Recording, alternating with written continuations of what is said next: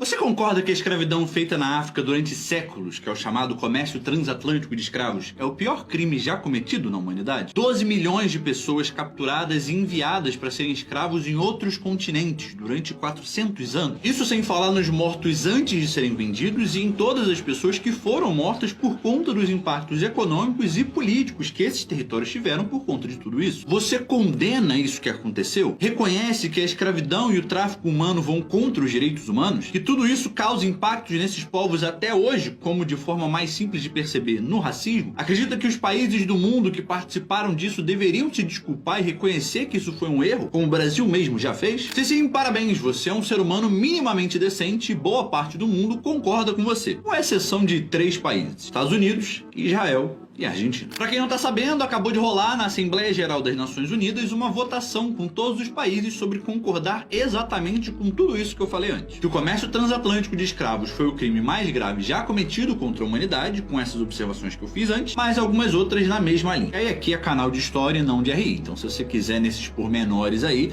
cola lá no perfil da Martina que ela tem um vídeo sobre isso. É o tipo de resolução que não tem nenhum peso impositivo e nem cria nada, mas demonstra a posição dos países sobre o tema e aumenta ou não a pressão sobre o assunto. E ela foi proposta pelo Mahama, que é o presidente de Gana, com largo apoio dos países africanos e do Caribe. E como a maioria das resoluções desse tipo, como por exemplo a que considerava comida um direito humano fundamental, os Estados Unidos e Israel votaram contra, assim como agora nesse caso a Argentina também. E eles foram os únicos contrários à resolução. Porém, também tiveram 52 abstenções, que foram todos esses países aqui. Desses, a maior parte, para surpresa de ninguém, são os países europeus, seguidos de membros da Commonwealth, que é a antiga Comunidade Britânica de Nações. O que também faz sentido, já que foram eles que ou organizaram ou se beneficiaram com a escravidão. E mais alguns países meio perdidos e que eu não sou o melhor para explicar por que se abstiveram, mas aqui nesse vídeo eu vou te mostrar que sim, os países escravizados e os escravizadores são prejudicados e beneficiados diretamente sobre isso até hoje, e isso não é nem um pouco mimimi. Então vamos lá de forma bem didática. O Brasil foi colonizado também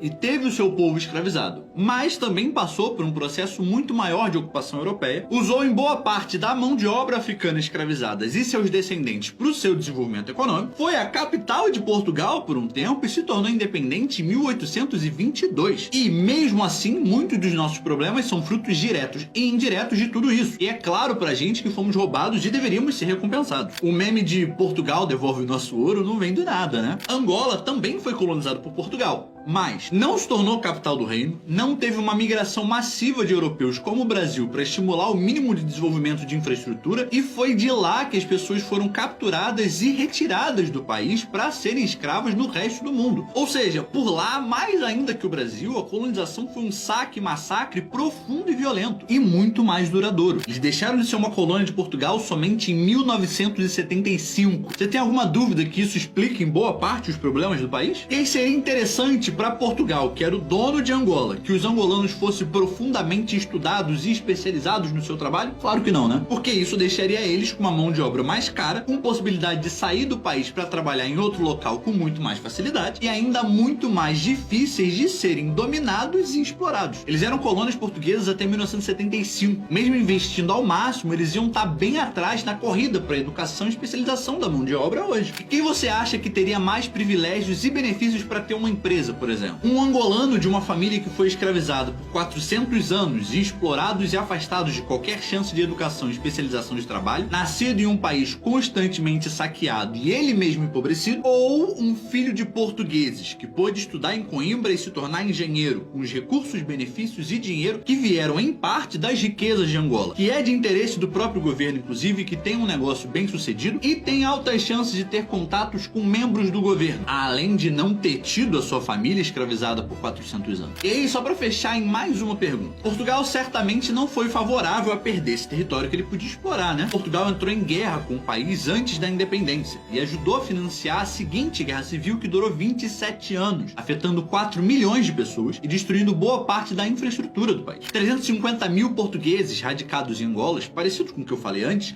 abandonaram o país. Por tudo que eu já falei antes, eram eles, em boa parte, que eram os administradores do Estado, da indústria, da agricultura e e do comércio, além de deterem boa parte do capital do país de forma privada. Em tempo recorde, eles abandonaram o país sem se preocupar em organizar uma nova gestão das coisas que administravam e nem em deixar os dados e informações de onde geriam, criando uma crise administrativa de toda a economia do país por um bom tempo, que obviamente afetou a produção de riqueza com isso e depois ainda seria destruída com a Guerra Civil, que foi financiada em boa parte pelo governo português. E aí você me diz, a escravidão e a colonização impactaram Angola negativamente? É injusto exigir que Portugal pense em medidas compensatórias por tudo isso? E isso porque eu nem falei sobre o racismo, que surge em larga parte por conta do processo de escravidão e obviamente afeta profundamente esses países em escala global até hoje, assim como aqueles que foram originários de lá. Vamos lembrar que o apartheid, a segregação oficial entre pretos e brancos, acabou na década de 90. Mas enfim, qual a sua opinião sobre o tema? Países que sofreram com a escravidão deveriam ter alguma compensação pelos países que se enriqueceram com ela? Como é que você acha que deveria ser o caminho para isso? Comenta aqui e vamos trocar ideia. E claro, se você gosta de história, aproveite e já segue a gente aí. E se você já segue, considere virar membro do clube no apoia.se/Operação Barbarossa.